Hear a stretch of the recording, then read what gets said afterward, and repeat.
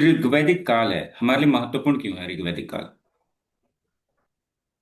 महत्व क्यों है इसका? सर इसके साहित्य मिलते हैं इसके हम्म। और ऋग्वैदिक काल से। और जो हड़प्पा के बाद जो ट्रांजिशन हुआ हम्म। उसका लिंक मिलता है, जैसे जब महाजनपद काल आया। हम्म। और फिर सामाजिक व्यवस्था की बात करें तो उसका भी क्रमवार देखने को मिलता है। ठीक है। और आर्थिक रूप से भी क्रमवार देखने को मिलता है। तो ठीक है अनुराग, आपके हिसाब से? जी सर, वैदिक काल से सामाजिक, आर्थिक, राजनीतिक परिवर्तन क्रमबद्ध आते हुए दिखाई देते हैं। यानी कि क्रमबद्धता, यहां से हमें जो है क्रमबद्धता दिखने लगती है। इसके बाद जो है ना किसी भी तरीके का अंतराल नहीं है। ठीक है। जैसे उदाहरण के जी तौर सर पर जी। हड़प्पा के बाद हमें अंतराल दिखता है। ठीक है। Yes sir. जी सर वैसा जी। अंतराल यहाँ पे हमें नहीं देखने को मिलता है। जी। ठीक है। यानी हम नगरीय सभ्यता से जो है फिर वापस हम जो है इस तरीके से नहीं हो गए कि मतलब उनको हम कहें कि जो है हम ग्रामीण सभ्यता में बदल गए, फिर उसके बाद हमने जो है अपनी चीजों को बेहतर किया है, तो वो चीज नहीं हुई यहाँ पे। ओके। तो ये चीज हमारे लिए इंपॉर्टेंट है। अब इसी तरीके से क्रमबद्धता देखने लगती है। दूसरा, दूसरा क्या होगा?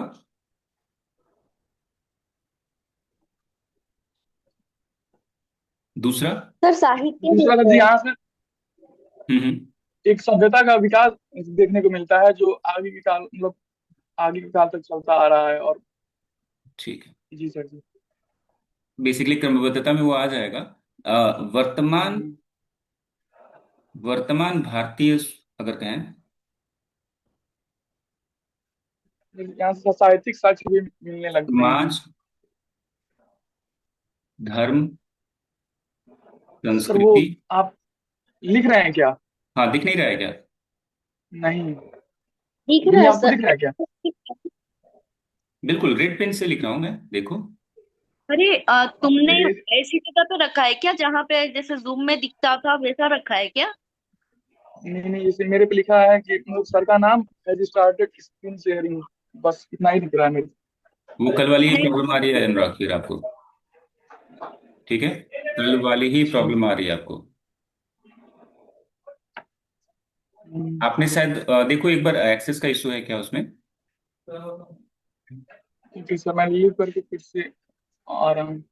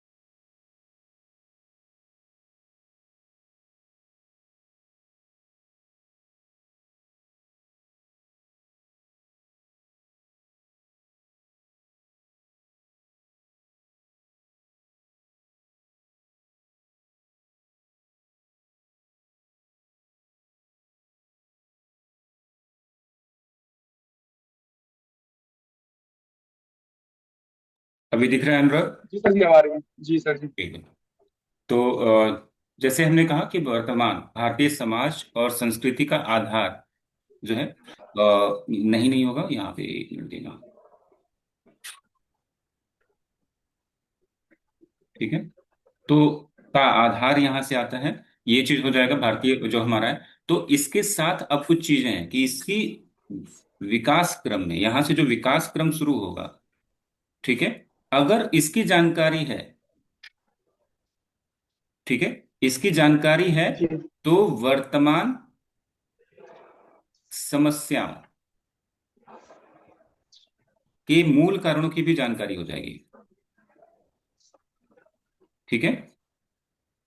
अब जब जी सर। आपके पास मूल कारणों की जानकारी होगी तो उनका आप निदान कर पाओगे। क्लियर? तो ये चीज भी जी आपको यहाँ से क्लियर हो जाएगा। तो ये हम एक प्रोस्पेक्टिव ले जा रहे हैं एडमिनिस्ट्रेटिव, जब सर्विसेज की हम बात करेंगे उसकी तरफ। जैसे इंडियन सोसाइटी के प्रॉब्लम्स, अब इंडियन सोसाइटी में जो हम कास्टा सिस्टम देख रहे हैं, या फिर वर्णा सिस्टम का इम्पैक्ट देख रहे हैं, या फिर जो है फीमेल्स को लेकर के जो एक कहीं ना कहीं जो माइंडसेट बन जाता है पैट्रियोटिक सोसाइटी का, वो सब चीजें आप यहाँ पे डिफाइन कर पाओगे, उनके रीजंस खोज पाओगे। साथ में जो इन आगे इन्वेजन्स होंगे, यानी कि जो लोग बाहरी तत्व आएंगे, ठीक है, और इनके साथ जो संपर्क होगा उनमें जो बदलाव हो रहा है, वो चीज भी आप आसानी से समझ पाओगे। तो अच्छी चीजें क्या थी पहले, और कहाँ पे कमी आई, क्या शुरू से ये कमी थी या बाद में आई है, किस कारण से आई है, ये जान पाना हमारे लिए थोड़ा सा आसान हो जाता है। ठीक है, तो ये चीजें हम वहां पे समझ पाएंगे। अब रही बात हम प्रारंभिक वैदिक काल की अगर बात करें, तो सबसे पहला जो सवाल आता है वो है आर्यों को लेकर कि आर्य थे कौन। क्लियर? तो आर्य कौन थे, आप लोग बता सकते हो मुझे?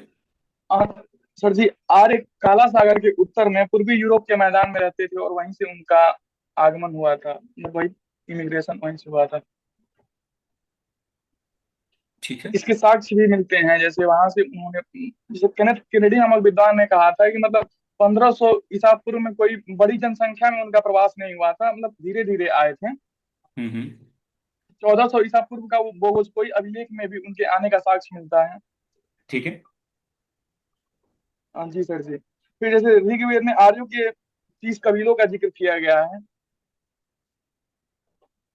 और फिर ऐसा दिया गया है ऋग्वेद में कि यदु और तुर्वसु को इंद्र बाद में लाए थे। फिर सरस्वती, बृहस्पति और एवं अपाया नदी के किनारे भारत भरत ने अग्नि की पूजा की थी। ये सब अलग अलग कालांतराल में होता है, तो इसका मतलब यही हुआ कि आर्यों का आगमन एक साथ नहीं हुआ, बल्कि कई बार में वो भारत में आए।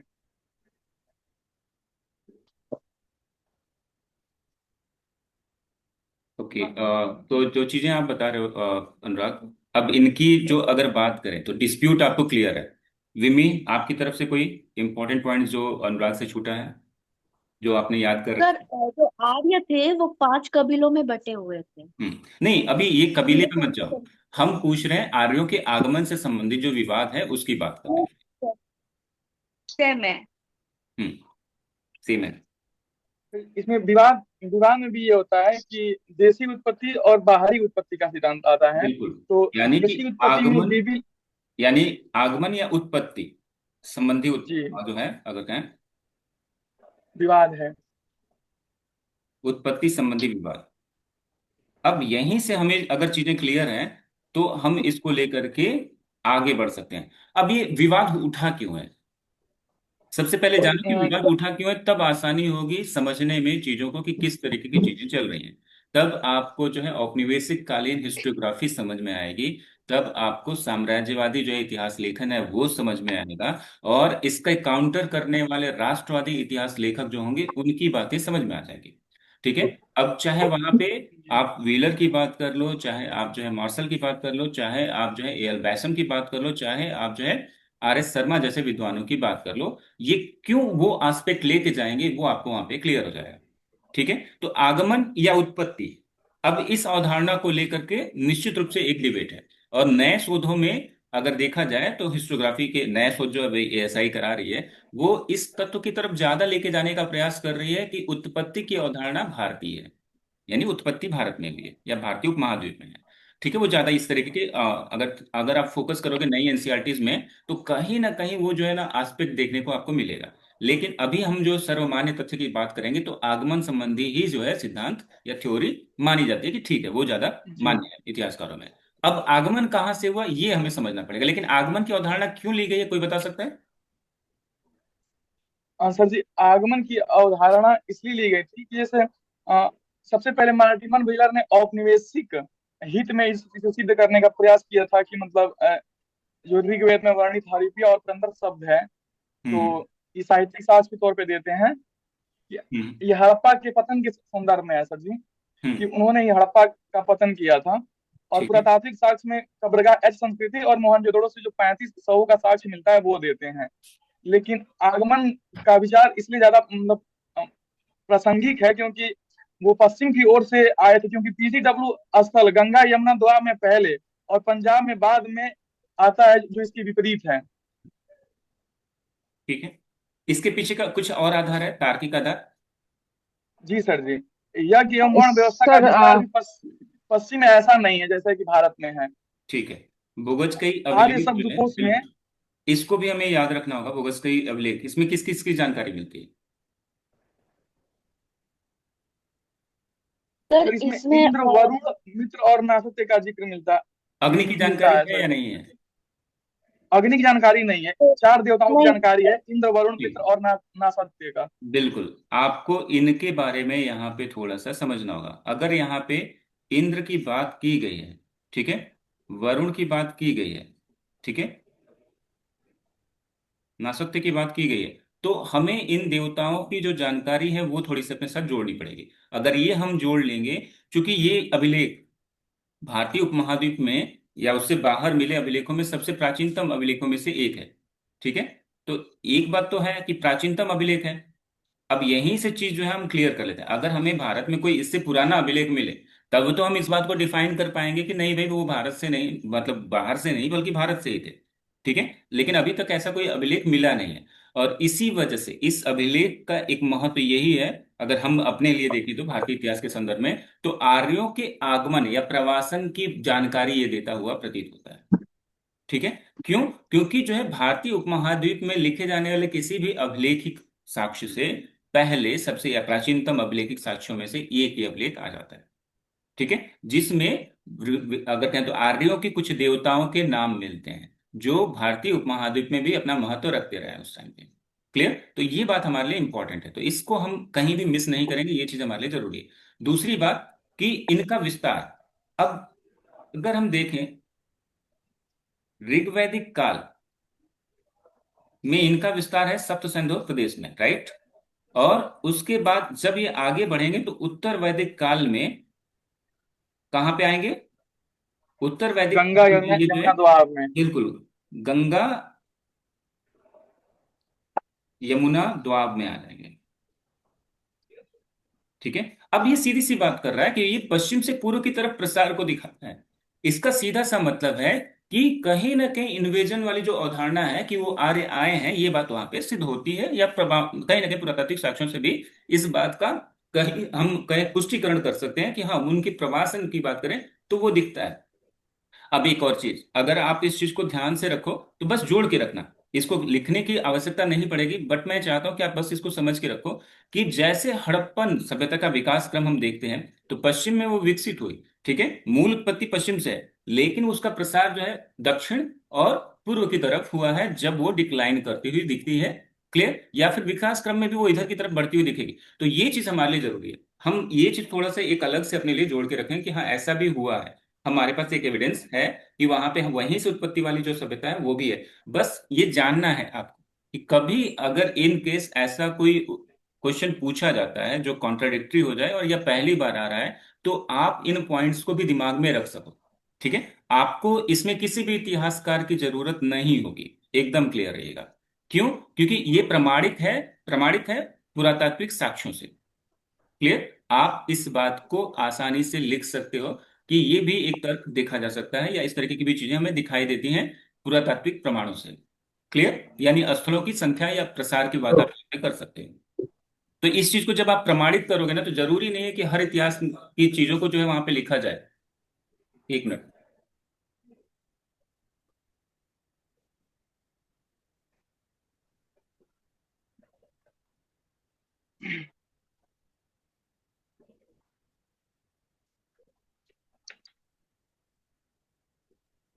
सॉरी, ठीक है, यहां तक हो गया?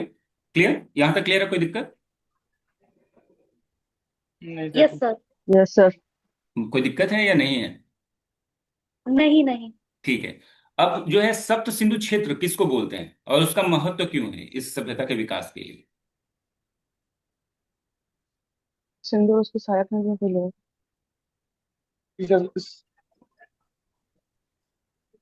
सर सिंधु नदी और सिंधु उसके नदी के, आसपास का क्षेत्र हाँ, उपजाऊ था, और उपजाऊ मतलब कि नदी के आसपास उन्हें खेती के लिए अच्छे अवसर मिल गया मतलब।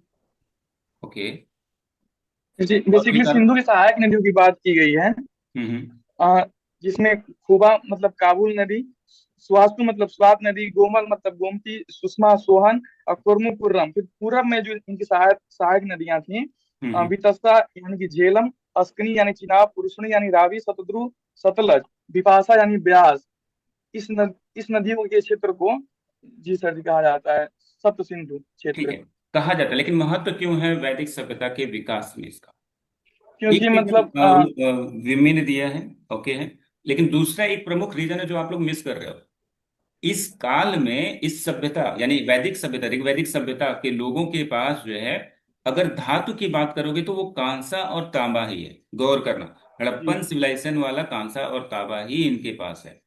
ठीक है, मतलब उसी तरीके से जैसा कि हड़प्पन सभ्यता में था, वैसा ही जो है कांसा और तांबा का प्रयोग करने वाली ये भी एक सभ्यता है। क्लियर? मतलब एक ये नहीं कह रहा कि तांबा और कांसे की तकनीकी वहां से आई है, ये मैं नहीं कह रहा। मैं फिर से क्लियर कर देता हूँ कि सप्त सिंधु क्षेत्र में रहने वाले ऋग्वैदिक आर्यों का प्रसार वहां पे इसलिए भी महत्वपूर्ण हो जाता है क्योंकि उनके पास जो तकनीकी है धातु की, वो है तांबा और कांसा और पत्थर के उपकरण या लकड़ी के कुछ उपकरण वो यूज करते रहे होंगे। अब एक चीज ध्यान करो, यहाँ की क्लाइमेटोलॉजी कैसी है, यानी कि क्लाइमेटिक कंडीशन कैसा है, रेन डेंसिटी, मतलब अगर कहें तो अगर वर्षा कितनी हो रही है पर ईयर, ये सब आपको पता होगा। तो सप्त सिंधु क्षेत्र किस क्षेत्र में आ जाता है, बता दोगे कोई? सर भारत के पश्चिम क्षेत्र में। ठीक है, जलवायु उत्तर के हिसाब पश्चिम। से? जी सर। जलवायु के हिसाब से? अ, शुष्क अ, है, यस, अर्धशुष्क है। उष्णकटिबंध में आएगा सर। अर्ध शुष्क है और वहां पे कम वर्षा होती है, इतनी ज्यादा वर्षा नहीं है। ठीक है, दो चीजें हुई, शुष्क यानी अर्ध शुष्क क्षेत्र बोलोगे, शीतोष्ण क्षेत्र भी आप बोल सकते हो उसको कि शीतोष्ण क्षेत्र जैसा भी है क्योंकि कर्क रेखा से ऊपर है। ठीक है, तो जब ये चीज होगा तो फिर वहां पे हमें क्या करना होगा, अब ये चीज गौर करना होगा कि उस क्षेत्र में वर्षा कम हो रही, तो वर्षा कम होगी तो वेजिटेशन कैसा होगा, यानी फॉरेस्ट कैसे होंगे, सघन होंगे या कम होंगे वहां पे? सघन वन नहीं होंगे सर जी, कम वन ठीक, सघन ही नहीं होंगे। होंगे sir, come that means, come one होंगे। बिल्कुल दैट मीन्स उनके पास जो है ये अवसर होगा कि उस क्षेत्र के कुछ वनस्पतियां जो विरल वनस्पतियां हैं उनको साफ करके खेती कर सकें या वहां पे आवासन कर सकें। क्लियर? तो यस सर। इसलिए आरंभिक तौर पे ये इन्हीं क्षेत्रों में विकसित होते हुए आपको दिखेंगे। जब इनके पास धातु के तौर पे लोहा आएगा और उसका प्रयोग जो है वो युद्ध से इतर करना आरंभ करेंगे, तब जाकर के वो कहाँ पे विकसित होंगे या प्रसारित होंगे, तब आपको वो जो है मध्य गंगा घाटी और निचली गंगा घाटियों की तरफ प्रसार करना दिखेगा वहां पे। क्लियर? ठीक है। Yes sir. अब इनको अर्ध खाना बदोश हम क्यों बोलते हैं? क्योंकि पशुचारक थे जो बाद में धीरे धीरे बसने लगे, कृषि करने लगे। ठीक है, अर्ध खाना बदोश बोलने के पीछे का रीजन है, ये कृषि तो कर रहे थे लेकिन कृषि का महत्व उतना नहीं था, और ये जो है ना एक तरीके की कैसी खेती थी, वो झूम खेती की तरह थी, झूम खेती, राइट? झूम खेती का जी। मतलब यानी कि यस सर। जंगल को साफ किया, वहां पे उपजाया, जब तक उत्पादन हो रहा है, ठीक है। जैसे ही उत्पादन खत्म हो गया, यानी कि वहां पे उत्पादन खत्म हो गया तो नहीं हो रहा है, उर्वरता खत्म हो गई मृदा की, तो वो क्षेत्र छोड़ करके दूसरे क्षेत्र में चले गए। जैसा कि अभी भी कुछ क्षेत्रों में हमारे यहाँ आदिवासी क्षेत्रों में इसका प्रयोग होता है, इस तकनीकी का, तो वो तकनीकी वहां भी यूज हो रही है, यानी कि खेती का वो तरीका या पद्धति वो उपयोग में ला रहे हैं। इसी वजह से, चूंकि एक तरीके से पशुपालक भी हैं, तो पशुपालक होने की वजह से उनको जो है एक जगह से दूसरी जगह जाने की जरूरत पड़ती रही है क्योंकि अस्थायी तौर पे कृषि नहीं है वहां पे। क्लियर? Yes sir. ठीक है, तो जी एक बार सर। जब आपको इनका परिचय देना होगा तो परिचय में आप इन सब चीजों को दिमाग में रखेंगे ताकि आपकी कंटिन्यूटी वहां पे बन जाए। अब चूंकि इनके समाज की बात करें, अगर इनका समाज आप देखोगे तो समाज कैसा था? तो प्रारंभिक समाज समता मूलक ही था, लेकिन बाद ठीक, में इनमें भी जटिलता उत्पन्न होने लगी। ठीक है, दैट्स गुड। यानी उत्तर अगर वैदिक हम काल से बात ज्यादा करें हुए। तो ये कबीलाई समाज है। कैसा है ये? कबीलाई कभी नहीं। समाज है। अब कबीलाई समाज होने की वजह से इसमें क्या हो जाएगा कि अगर हम देखें तो ज्यादा से ज्यादा जो लोग किस पे फोकस करेंगे, वो इस बात पे फोकस करेंगे कि कहाँ पे किस तरीके से चीजें हो, तो यहाँ पे बस। कबीलाई संगठन अगर हम देखें तो कबीलाई समाज हमें दिखता है। अब कबीलाई समाज की अगर बात करें तो यहाँ पे एक चीज मुझे क्लियर कर दो कि कबीलाई समाज की विशेषता क्या थी, सबसे पहले जानना यही जरूरी है आपके लिए। अगर आपको कबीलाई समाज की विशेषताएं पता है तो आप जो है ऋग्वैदिक समाज और आगे बढ़ करके उत्तर वैदिक समाज की भी कुछ विशेषताओं को जान पाओगे आसानी से। कबीलाई समाज की विशेषता कोई बता सकता है? हाँ सर, मैं सर बताऊँ ये थोड़ी सी। हम्म। ये संबंध रक्त संबंध पे आधारित होते हैं। ठीक है, आदान प्रदान वस्तुओं से किया जाता है। ठीक है, इनका एक मुखिया होता है, मतलब सबके द्वारा चुना जाता है, सबकी सहमति से, ऐसा कुछ।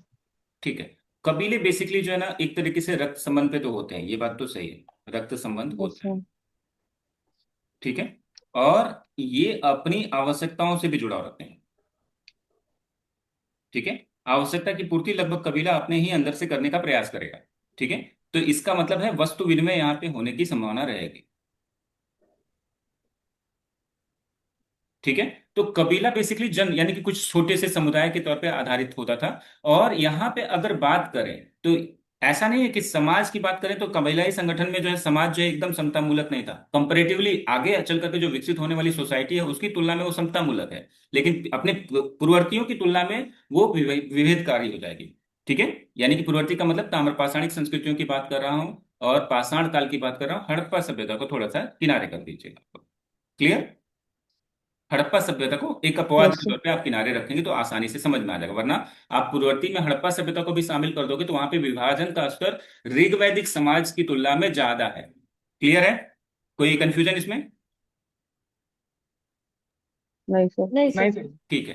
अब कबीला जो है जन आधारित जो बेसिकली बोला जाता था, तो जन का मतलब यहाँ पे क्या था। लोगों से ही है सर जन जी। मतलब सर लोग। गांव के सर लोग, उस कबीले के जनजाति है। लोग। ठीक है। और इसका मुखिया। जनजाति है। बिल्कुल। और इसका मुखिया क्या कहा उन्हीं जाता में था। से इसको क्या। अनुराग, क्या बोला सर आप। यहीं जनस्य पे लिखा गुप्त हुआ है राजा के राजा। जनस्य गुप्त कहा जाता था। ठीक है। जनस्य गोप बेसिकली मतलब वही राजन के लिए एक तरीके से जनस्य गोपा। जनस्य गोप का मतलब पता है आप लोगों को।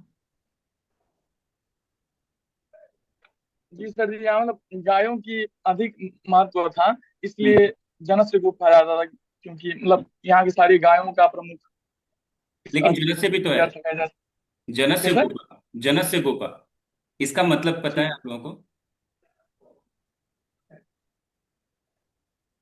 सर याद नहीं सर। है, मेरे को ठीक। दिमाग में नहीं आ रहा पर एक जनस्य अच्छा गोपा का पढ़ा हुआ। मतलब यहाँ पे दो तरीके से लिया जाता है। एक है जो जनस्य गोपा का मतलब कुछ विद्वान मानते हैं कि इसका मतलब होगा जन की सुरक्षा करने वाला। ठीक है। दूसरा जो है कहा जाता है कि जन की गायों की सुरक्षा करने वाला। ये दोनों अवधारणाएं चलती हैं। क्लियर। ये दो अवधारणाएं बेसिकली आपको दिमाग में रखनी है। जब आपको ये पता रहेगा तो आपको राजा का काम भी समझ में आ जाएगा। क्लियर। यानी जो यस सर। मुखिया है उसका कार्य आपको बहुत आसानी से समझ में आ जाएगा जब आपको जनस्य गोपा का मतलब पता होगा। ठीक है। और जी एक सर चीज जी, मैं जानना चाहता हूँ गोपति इसमें। ही कहा जाता था राजा हाँ को। बिल्कुल, गोपति भी कहा जाता था।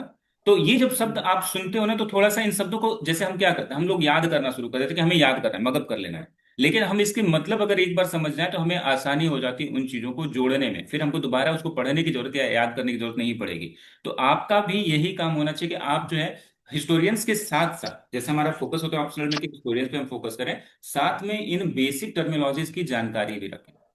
ठीक है। अब इसके साथ जो महत्वपूर्ण चीज हो जाएगी वो है कि इसमें मूल इकाई क्या थी ऋग्वैदिक काल में। सर जन मूल इकाई से मतलब सर जी। जैसे जानवेश कबीला समूह। मुख्यतः जो एक तरीके से वहां पे कहा जाए तो कौन सी इकाई थी। जैसे हम परिवार की बात परि, करें, परिवार। परिवार हो गया, ग्राम हाँ। हो गया, विश्व हो गया, जन हो गया, इस तरीके से इकाइयां। परिवार। ठीक है। परिवार परिवार ही के था। अलावा बेसिकली सब ग्राम। हाँ, गांव।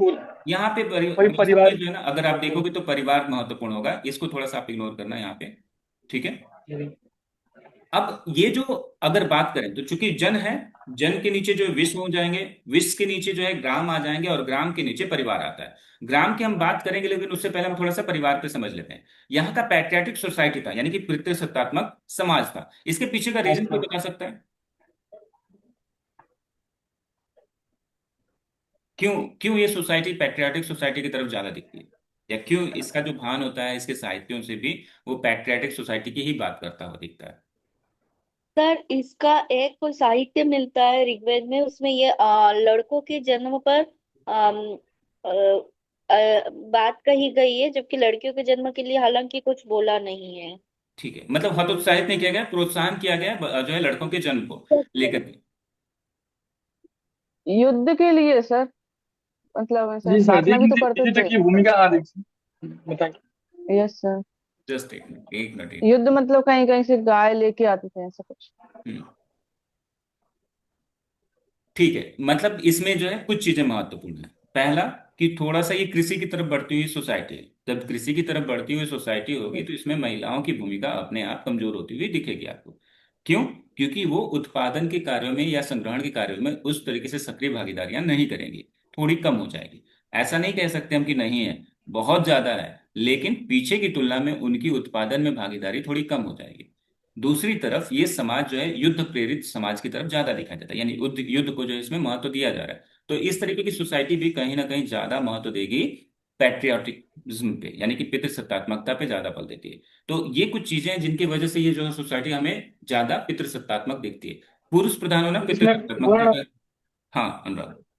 वर्ण व्यवस्था का भी जिक्र मिलता है, तो वर्ण व्यवस्था की स्थिरता को बनाए रखने के लिए पितृसत्तावादी समाज नहीं, बनाया अभी गया था अभी ताकि वैसा वर्ण नहीं है, व्यवस्था। अभी वैसा है नहीं, सीधे तौर पे अगर कहें ना। उत्तर वैदिक हाँ, काल में अभी आएगा अभी ऐसा मतलब। है नहीं, वो उत्तर वैदिक उत्तर काल और उसके बाद षोडश महाजनपदा काल में उत्तर वैदिक काल में से ऋग्वेद के 10वें मंडल में इसका जिक्र मिलता है, लेकिन वो हाँ। ऐसे छेपक के हाँ, जोड़ा क्षेत्र गया था। हम जब उसको क्षेपक ही बोल रहे तो हम बोलते हैं कि वो शायद उत्तर वैदिक काल में हुआ था, और मतलब अंतिम चरण में ऋग वैदिक काल के हुआ होगा। तो इसलिए उसको जो है मेन कैरेक्टर के तौर पे नहीं ले सकते, हम बदलाव दिखा सकते हैं कि यहाँ पे बदलाव हो चुका है। ठीक है, तो ये चीज हमें ध्यान में रखना होगा। दूसरा, इसमें मुखिया कौन होता था? परिवार का मुखिया कौन होता था? उसको क्या कहते थे?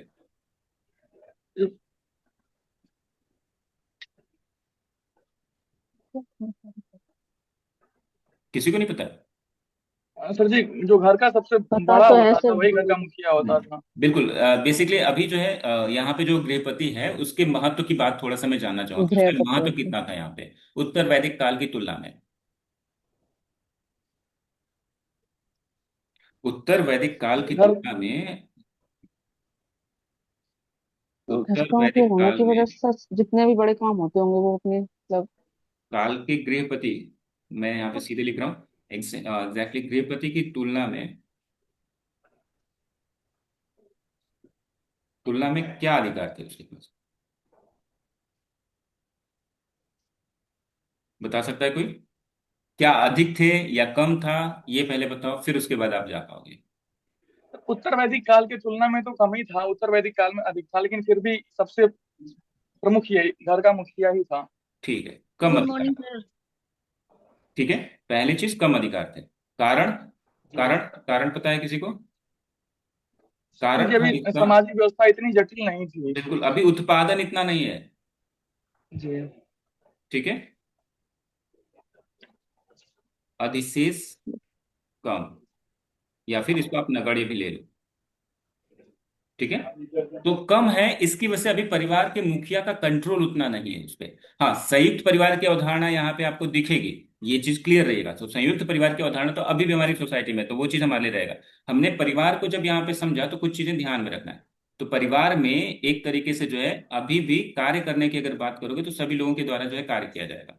ठीक है, उत्पादन में सभी की भागीदारी हो, क्योंकि उत्पादन अधिशेष ज्यादा नहीं है। ठीक है, लेकिन इस परिवार की अवधारणा ने समाज के विकास में महत्वपूर्ण भूमिका की। ठीक है, ये हम थोड़ा सा समझेंगे। थोड़ा सा इससे पहले मुझे जो है ग्राम के बारे में बता दो, ग्राम के बारे में। ग्राम।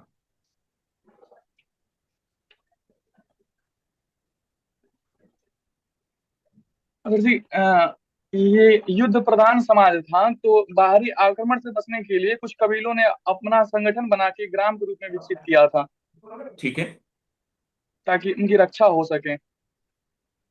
ठीक है, तो बेसिकली अगर हम बात करें तो कबीले जो है छोटे छोटे गांव में भी बचे हुए थे, यानी कि उनका एक समुदाय जो एक जगह पे कहीं विशेष जगह पे रह रहा है। ठीक है, और ये गांव गांव हो जाएंगे, इनके अंदर फिर परिवार आता था। तो इस तरीके से हम कहें तो विश्व, फिर जन, आगे चल करके महाजनपद वाला अवधारणा विकसित होगा। तो महाजनपद जैसे की जैसे अवधारणा, उत्पाद। बिल्कुल यहाँ पे ना ये ध्यान रखना, ये जन आधारित है। ये तीन जो है, ये तीन जो है ये जन आधारित है। लेकिन ये महाजनपद जब आएगा,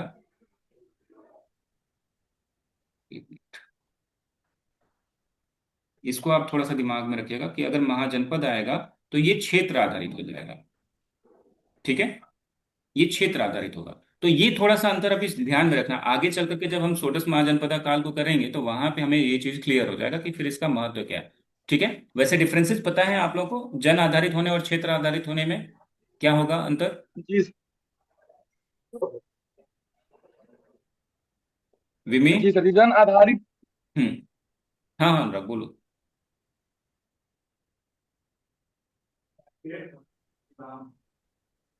अनुराग आवाज नहीं आ रही आपकी। जन आधारित सर, ये लोगों तक ही सीमित होता होगा, और क्षेत्र आधारित मतलब क्षेत्र को ज्यादा वो दिया जाता होगा हमें, ऐसा कुछ। नहीं, बेसिकली जब तक जन आधारित होगा तो वो जो संगठन कमजोर होगा, ठीक है, और अधिशेष ज्यादा नहीं होगा। जन आधारित। ठीक है, अस्थायी तो नहीं है उस संस्थाओं ओ, में, क्योंकि वो मूवेबल होंगी। यानी कि एक तरीके से जन आधारित है तो आज आप इस जन से हो, कल को कहीं युद्ध हो रहा है या कुछ भी हो रहा है तो आपके स्तर आधार पे चोट पहुंचेगी, आपके पूरे कबीले का विनाश हो सकता है। लेकिन जब एक क्षेत्र आधारित मतलब राज्य बनेगा, ध्यान रखना ये राज्य की मैं बात कर रहा हूं, तो वहां पे अन्य तत्वों का भी समावेशन होगा और ढांचा जो है प्रशासनिक तौर पे बेहतर हो जाएगा वहां पे। और दूसरी चीज जो महत्वपूर्ण है आपके लिए वो ये है कि वो अब जो है रक्त संबंध आधारित चीजों से थोड़ा सा किनारा कर चुका होगा, थोड़ा सा का मतलब ज्यादा हो चुका होगा, किनारे हो चुका होगा। वहां पे व्यावसायिक जो है प्रशासनिक व्यवस्था उत्पन्न हो चुकी होगी और अधिशेष भी ज्यादा होगा। क्लियर? क्लियर है? Yes sir. तो ये चीज थोड़ा सा आपको वहां पे जोड़ना होगा। अच्छा, वर्ण व्यवस्था के बारे में बता सकते हो आप लोग? तो हम वर्ण व्यवस्था की बात कर रहे थे, राइट? तो वर्ण व्यवस्था के बारे में थोड़ा सा कोई बताएगा मुझे? सर उत्तर वैदिक काल या ऋग वैदिक काल में? ऋग्वैदिक काल, अभी हम जस्ट ऋग्वैदिक काल को हम्म। कंप्लीट कर रहे हैं। ये पूरा ओके। जो सेशन होगा वो ऋग्वैदिक काल का ही है। सर वर्ण व्यवस्था थी, लेकिन उतना विकसित नहीं थी जैसे उत्तर वैदिक काल में थे। ठीक है। ऐसा था इसमें, हाँ। जटिल नहीं सर, थी वर्ण व्यवस्था। तो इसमें ब्राह्मण, क्षत्रिय, वैश्य और शूद्र थे, लेकिन विभाजन नहीं था इनके बीच में। ठीक है, यानी कि ये जो है बेसिकली अगर हम इसको देखें इस पॉइंट के साथ अगर हम देखेंगे तो यहाँ पे ये दो चीजें हैं वर्ण व्यवस्था के बारे में हमें लिखते वक्त। पहली चीज कि अंतिम मंडलों के में शुरुआत यानी कि सूत्र रूप में रखा गया है इसको। दसवें मंडल। ठीक है, यस सर। 10वें मंडल में बेसिकली यहाँ पे मैंने वो मेंशन भी कर दिया कि पुरुष सूक्त यहाँ पे है। अब 10वें मंडल में है और ये छेपक हम बोलते हैं। ठीक है, तो छेपक हम बोलते हैं, इस बात को हम दिमाग में रखेंगे। लेकिन वर्ण व्यवस्था की अगर बात करनी होगी हमें ऋग्वैदिक संरचना में, तो जो है समाज का विभाजन हमें अगर देखें तो देखने को लिखित तौर पे पहली बार हमें देखने को मिलता है। अभी तक हम पुरातात्विक साक्ष्यों से देख रहे हैं, हड़प्पन सिविलाइजेशन में भी हम देख रहे थे, या फिर हम ताम्रपाषाणिक में भी देखते हैं कि वहां पे जो भी है वो हमें किससे मिल रहा है, हमें आर्कियोलॉजिकल एविडेंसेस से पता चल रहा है कि वहां पे विभाजन है। लेकिन पहली बार हमें लिखित तौर पे कहीं विभाजन या का जानकारी मिलता है तो वो जो है वर्ण व्यवस्था का हमें ऋग्वैदिक काल में मिलता है। और इसमें विभाजन इस तरीके से किया गया था कि जो है समाज को संचालन के लिए आसानी हो। ठीक है, यानी कि ब्राह्मण, क्षत्रिय, वैश्य और शूद्र, मैं फिर से कह रहा हूं मैंने ये शब्द क्यों लिया कि समाज के संचालन में आसानी हो। आपकी नई एनसीईआरटी इस बात की तकसीद करती है, क्लास 6 की बुक इस बात को लेकर के प्रमाणित करते हुए आगे बढ़ रही है। ठीक है, कि वो जो समाज का विभाजन है वो जो है बेसिकली वर्ण वर्ण व्यवस्था जो है वो समाज के संचालन के लिए उपयोग में लाई गई थी। क्लियर? अब ये चीज हमें वर्ण बस व्यवस्था दिमाग पे में रखनी है। आधारित।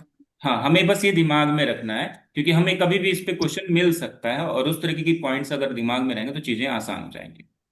ठीक है। सर। आर सर हाँ भी, हाँ भी मैं वर्ण आधारित मानेंगे, जैसे ऋग वैदिक काल में हम्म। वर्ण आधारित था, उत्तर वैदिक काल में जन्म आधारित वर्ण व्यवस्था हाँ, थी। वर्ण नहीं, व्यवसाय, व्यवसाय आधारित था। ठीक है, व्यवसाय तो वही। व्यवसाय व्यवसाय आधारित होने का मतलब है अब दो चीजें यहाँ पे। ठीक है, व्यवसाय आधारित है, ठीक है, लेकिन व्यवसाय चुनने का भी अधिकार है।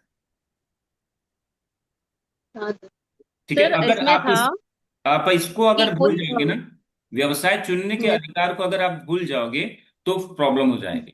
ठीक है, व्यवसाय आधारित है, जबकि इसमें क्या चीज महत्वपूर्ण हो जाएगा कि मैं जैसे सपोज करो कि मैं मान लो कि मैं ब्राह्मण हूं, एक एग्जाम्पल के तौर पे मैं ब्राह्मण हूं बट मैं काम करना चाहता हूं, मतलब वर्ण व्यवस्था के हिसाब से मैं ब्राह्मण परिवार में जन्म ले रहा हूं, लेकिन मैं चाहता हूं कि मैं क्या करूं कि मैं जो है पिसाई का काम करूं। ठीक है, यानी कि अनाज की पिसाई। तो ये जो है बेसिकली वैश्य का कार्य हो जाएगा, तो मैं कर सकता हूं।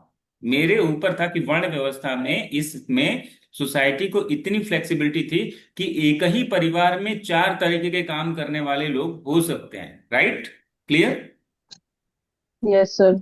ठीक है, इसका एग्जाम्पल बहुत अच्छा है, आपको याद भी होगा। कि जहां पे एक जो है, मतलब अगर कहें तो लेखक यानी कि ऋग्वैदिक काल का एक लेखक है जो खुद इस बात की तकसीद करता है कि वो जो है ब्राह्मण है, उसकी माँ जो है अनाज पीसती है, और राइट, हाँ, ये दो दो चीजें जो बताई जा रही है, तो वहां पे पिता हम वैद है। वैद्य, और सर पिता जी, कह क्या है? रहा था सर, पिता, मैं पिता, शिक्षक हूँ, मेरी माता आटा पीसती है हाँ, और मेरे और पिता पिता वैद हैं। वैद्य हैं। तो बेसिकली ये जो अलग अलग कैटेगरी की जो चीजें बताई जा रही हैं वो हमें ध्यान में रखना होगा, तो वो फ्लेक्सिबिलिटी दे रहा है कि हम व्यवसाय चुन सकते हैं। क्लियर? तो सर इन्हीं कर्म चीज। के आधार पे वो हम्म। किसी भी वर्ण में जा सकता है, यानी जैसे शिक्षक है तो उसको ब्राह्मण वर्ग मान लिया, और वैद्य है तो मतलब सबका अलग अलग ऐसे हो गया। बिल्कुल, तो जब जैसे हमें ऋषि और वशिष्ठ का उदाहरण ले व्यवसाय सकते चुनने हैं। का अधिकार मिलेगा, तो ये वर्ण बदल भी जाएगा, यानी कि वर्ण में बदलाव हो रहा है यहाँ पे, यानी कि कोई भी वर्ण जो है जन्मजात या अस्थाई नहीं है, यहाँ पे अभी अस्थाई नहीं है। क्लियर? जी। वर्ण अस्थाई नहीं है, इस बात का आपके पास प्रमाण हो जाता है। क्लियर? अब स्त्रियों की स्थिति की बात करेंगे तो देखो, अब स्त्रियों की स्थिति को देखना है तो हमें दो तरह से देखना होगा। एक, ऋग्वैदिक काल से पहले क्या स्थिति रही है महिलाओं की, और फिर ऋग्वेद के काल के बाद यानी उत्तर वैदिक और सोदर महाजनपदा या वर्तमान तक आते वक्त हम देख लेंगे कि महिलाओं की स्थिति में कैसे बदलाव हुए हैं, क्या वो अच्छी हुई थी, क्या खराब हुई थी, ये चीजें हमें जोड़नी पड़ेंगी वहां पे। क्लियर? तो अगर हम ऋग्वैदिक काल की तुलना उत्तर वैदिक काल से करेंगे तो बेहतर स्थिति है, कम कमोबेश वो बेहतर स्थिति में। कारण क्या है कि उनको बहुत सारे अधिकार मिले हैं, यानी कि वेद पाठ करने का अधिकार। वेद पाठ करने का अधिकार प्रमाणित कहाँ से होता है? जब खुद ही कुछ महिलाएं, महिला ऋषि जो हैं, यानी कि जो अगर कहें तो उनके द्वारा जो है ऋग्वेद में कुछ श्लोक लिखे गए हैं। कौन कौन है, बता सकते हो? तो ये सर, जिस अपाला अपाल, घोषा हम्म। और विश्वस्वरा तीन ही है सर। लोपामुद्रा, विशंभरा, लोपामुद्रा। सत्ता, लोपामुद्रा का महत्व किसी निवावरी। को पता है क्या? क्या सर जी? लोपामुद्रा का महत्व किसी को पता है क्या, इंपॉर्टेंस? नहीं सर जी। लोपामुद्रा की कहानी पता है आप लोगों को? नहीं सर। नहीं सर जी। अच्छा, किसी को कृत्रिम पैर देने की बात पता चलती है आपको? कृत्रिम पैर, पैर? अश्विन सर्जरी नाम का। के द्वारा। नहीं। इसलिए नहीं बता रहा कि ये थोड़ा यूनिक है, इसलिए जी। बता रहा हूं कि इसको, इसने युद्ध में अपना पैर खो दिया था।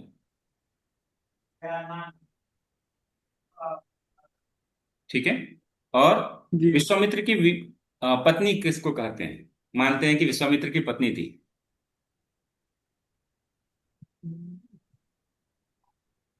विश्वामित्र की पत्नी किसे माना जाता है? यही है। लोपामुद्रा। तो ठीक है, हमें विश्वामित्र की पत्नी के तौर पे मानने की जो है बात ज्यादा महत्वपूर्ण नहीं लग रही है, लेकिन जो है आपके लिए ये वाला महत्व ज्यादा है कि उनको युद्ध जैसे जो है अगर बात करें तो कार्यों में भी वो या इन्हीं की युद्ध में वो भागीदारी कर रही है। तो जब एक योद्धा के तौर पे आप उनको देखोगे तो उनके अधिकार निसंदेह बेहतर स्थिति में दिखे। ठीक है? बेहतर स्थिति में दिखने का मतलब हो जाएगा कि यहाँ पे चीजें ज्यादा अधिकार देती हुई दिखेंगी आपको। ठीक है? जी सर जी। बिल्कुल। अब इसी के साथ जब वेद पाठ करने का याद अधिकार है, वेद रचनाएं करने का अधिकार है उनको, उसी उपनय तरीके से जो है, उपनयन, बिल्कुल, उपनयन का भी अधिकार वो रखती रही है। रथ दौड़ में भाग लेना, ये ठीक है? इसका भी अब अधिकार। दूसरी तरफ जो है इनका, अब थोड़ा सा हम सामाजिक परिदृश्य में जाकर के देख लेते हैं। जैसे हमें सबसे बड़ी समस्या क्या दिखती है? विधवा, बाल यस। विवाह, और जो है अगर बात करें तो सती प्रथा। ये तीन ऐसी चीजें हैं जिन्होंने महिलाओं की स्थिति को और ज्यादा खराब किया था। क्लियर? तो ये तीनों स्थितियों की अगर बात करें तो उस समय ऋग्वैदिक काल में ऐसी कोई भी घटना हमें देखने को नहीं मिलती है जहां पे सती प्रथा, बाल विवाह, या फिर जो है विधवाओं को पुनर्विवाह नहीं करने का अधिकार की बात हो रही है।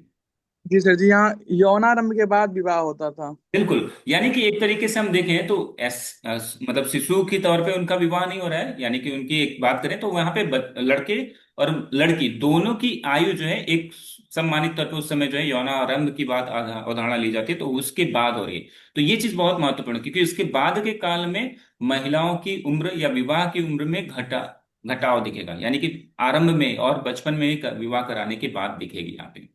क्लियर? यस। मनुस्मृति के काल से तो ज्यादा ही। दूसरा जो विवाह के तरीके हैं ना, वो भी आपके लिए यहाँ पे इंपॉर्टेंट हो जाएंगे कि विवाह के तरीकों में यहाँ पे महिलाओं को अपना जीवन साथी चुनने का अधिकार था। यस। जी सर जी। ठीक है। जैसे हम्म, तो ये जो कुछ पॉइंट्स हैं इनको हम जोड़ के रखेंगे ताकि हमारी चीजें ज्यादा क्लियर हो जाए। ठीक है। अब यस। जैसा हमने ऊपर में बात किया कि जो है अगर हम यहाँ पे नीचे से ऊपर से अगर छोटी इकाई से नीचे की तरफ जाएंगे तो इस तरीके से होगा। ये आप लोगों को क्लियर होगा, मुझे लगता है इसमें कोई कंफ्यूजन नहीं कि कुल क्या है यानी परिवार क्या है, ग्राम क्या है, विश्व क्या है, और जनजाति यानी कि जन क्या है। जी सर जी। यस। क्लियर है? जी यस। अब ध्यान रखना, यही जो सामाजिक इकाइयां हैं इनको हम ऋग्वैदिक काल की प्रशासनिक इकाइयों में भी पढ़ेंगे।